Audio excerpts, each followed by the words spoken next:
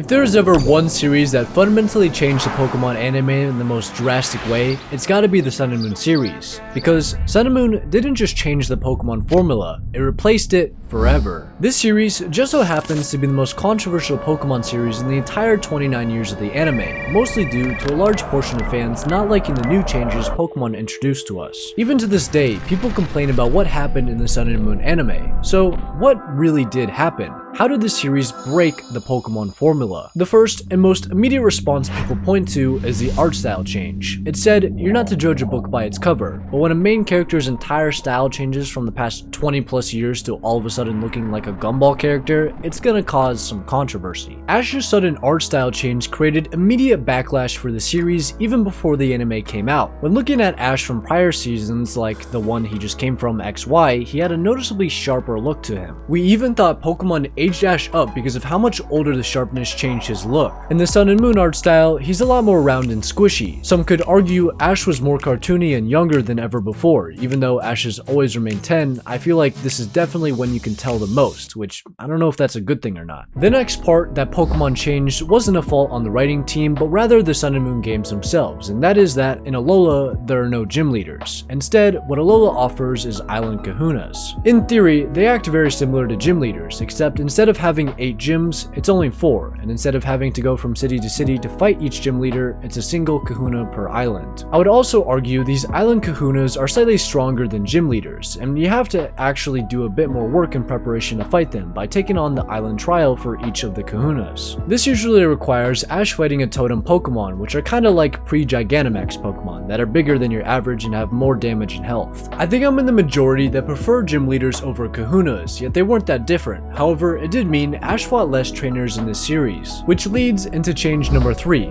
Ash battled a lot less in Alola. In the Kalos region, Ash was all about battling everyone, competing like crazy after the embarrassment that was the Unova League. After powering up with Greninja and going on winning streaks, losing streaks, winning streaks, then losing to Alon in the finals, he needs a mental reset. Alola was a series that was that chill, laid-back tropical island that forced Ash to take a step backward so that he can leap 2 steps forward. This meant less battles, as that was the nature of Alola, but for the battles he did participate in, they were much more meaningful. Other than Team Rocket, all his trainer battles, while he did have less, felt impactful, as in the prior series, Ash would fight random NPC trainers and gain very little experience. I call them the filler battles. And in Alola, it was the growth battles, the ones where Ash actually learned something from it, which is why it felt like nothing drastically changed when it came to Ash battling less because the battles meant more. Another fundamental change was the Pokemon school in Alola, as some could say, oh, since Ash was in school almost every episode, he spent less time traveling the region, which to a degree is not wrong. Ash was showing up to class with the main man Professor Gooey in most episodes, and because of this, Ash wasn't necessarily exploring on foot that much. Yet, like Ash's battles, the substance of what the episodes were about didn't change a whole lot compared to what we got in the past. Ash was still learning about the region and Pokemon like he was in prior series. The only difference is him not camping out in a forest with his companions. I'm sure some people prefer the whole traveling with your buddies, setting up tents and surviving in a forest full of mythological creatures, and comparing that to going to school sounds a lot lamer, sure, but I really didn't mind this change at all. For one, he still does travel everywhere in Alola, but it is also cool to see Ash finally have a home base, like a central hub to go first before venturing out into wherever it is he'll go. And we can't talk about Sun and Moon without bringing up the characters, since this was the first series to not only introduce more than 3 travel companions, but add 5 new travel companions to be with Ash. So this whole idea of having more characters isn't necessarily bad as long as you execute it well, meaning did you give all the characters enough screen time so they all feel relevant. And this is the one thing I feel like the Alola series could have done a little bit better at, as some of the characters are good and the others, well, are less good, one could say. You can tell most of the focus went to Lily, as she was the game character who had the most integration with the main story of Sun and Moon, with her mom and dad being tied with the Ultra Wormholes, Ultra Beasts, and yeah, all the plot kind of revolves around her and her family. There's Kiawe, who gets a good amount of screen time because Pokemon needs that comic relief Brock character in every series, and Kiawe fills that role fantastically. I also love how Kiawe's character somewhat acts like a rival to Ash, something we got a bit with Brock and Clement, but Kiawe had that brotherly rivalry that felt very entertaining and enjoyable to watch. The rivalry mainly started when they first met fighting Team Skull, and also when Ash got a Z-Ring during his literal second day in Alola, and for a new trainer to get a Z-Ring is almost impossible. Yet Tapu Koko just gives it to Ash since he's what one would call a bad Ash. You see what I did there? Alright, anyway, you can see why Kiawe, who had to work his butt off to get his own Z-Ring, was super irritated at Ash for just appearing in the next episode just wearing one. Kiawe is a very underrated Ash companion, top 5 for me personally, but one who isn't that got way too much screen time was Lana. Lana mostly gets flack for being kinda boring in the series. Sure, as a personality she's good, but her goal is kinda boring. She wasn't really moving the story anywhere, and she took that Eevee away from Ash. Ash absolutely would have caught that Eevee if Lana didn't exist, but oh well, that was years ago. We've moved on from this. Lana was the character that got too much focus for someone who's mid at best. The remaining two side companions are Mallow and Sophocles that are widely considered to be the worst of the bunch in terms of writing. Mallow was fine personality-wise, but besides a few episodes like reuniting with her deceased mom, Mallow doesn't get much screen time as the rest of the companions. But that's just the downside of having 5 side characters, not even counting the other side characters like Kukui and Rotom-Dex. On the other hand, Sophocles was, in my opinion, pretty lackluster for the most part as well. Sure, he also had some cool episodes with the Minior dying right in front of his eyes, which, yeah, this is kind of weird. I keep pointing out the best episodes are about dead people, but trust me, it's better than it seems.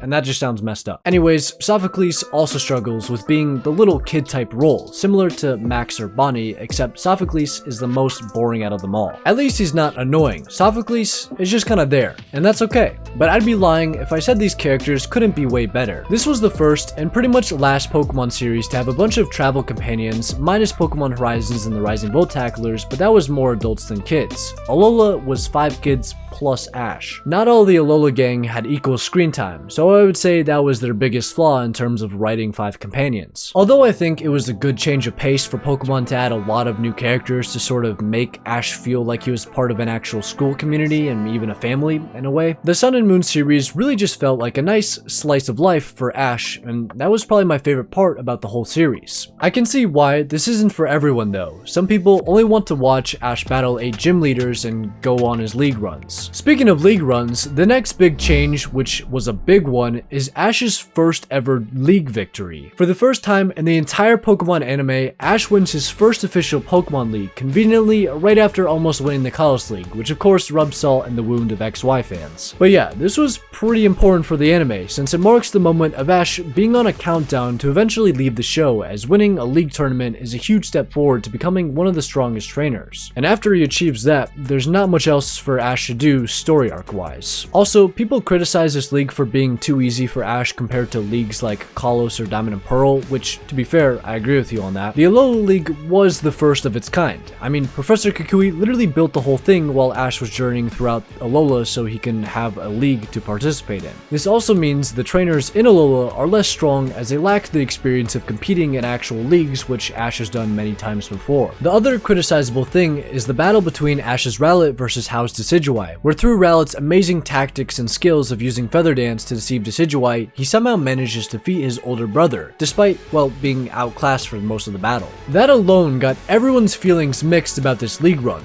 But who cares? Ash finally gets to win a league. Let's just be happy that that got to happen. One thing that a lot of people aren't happy for is that the Sun and Moon series introduced more so than before lots, and I mean lots of character emotion. That also in part has to do with the art style switch, making it easier for the animators to animate the characters and Pokemon's faces, arms, legs, everything to exaggerate the scenes, mostly for humor purposes. And some of these facial expressions were absolutely diabolical. I know some people were very repulsed upon seeing Sun and Moon screenshots of Ash making very wonky faces. Pokemon honestly did kind of go overboard with some of these, as they are littered all throughout the series. However, I love them. I think it fits the vibe of Alola very well, and I can see how this change, especially coming from a series like XY where it's all serious, can be a bit much. For Alola though, it works fantastic, and if we just stopped comparing SM to literally every other one that came before it, we would realize how good this series actually was. And yes, if you couldn't already tell, this is one of my favorite series. Even with the drastic changes to the Pokemon formula, everything we got felt fresh and new.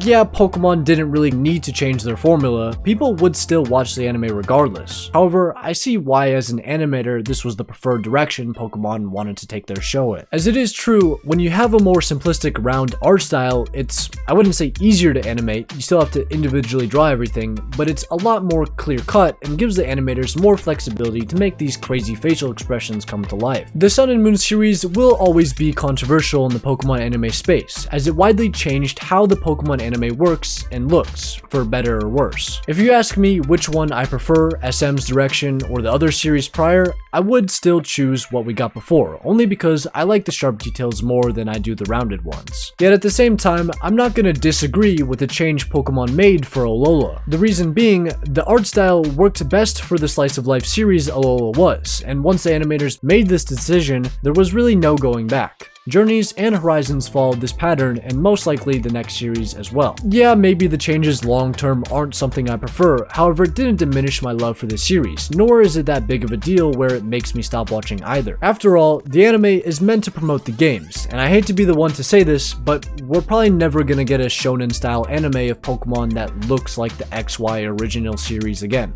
unfortunately. All in all, Sun and Moon was great. The changes were drastic, which led to drama, and if you want to see the full breakdown of the Sun and Moon series, click on the video on the screen. This is where I break down the full controversy of the series and why it was so amazing. I'll see you over there, guys, and bye bye.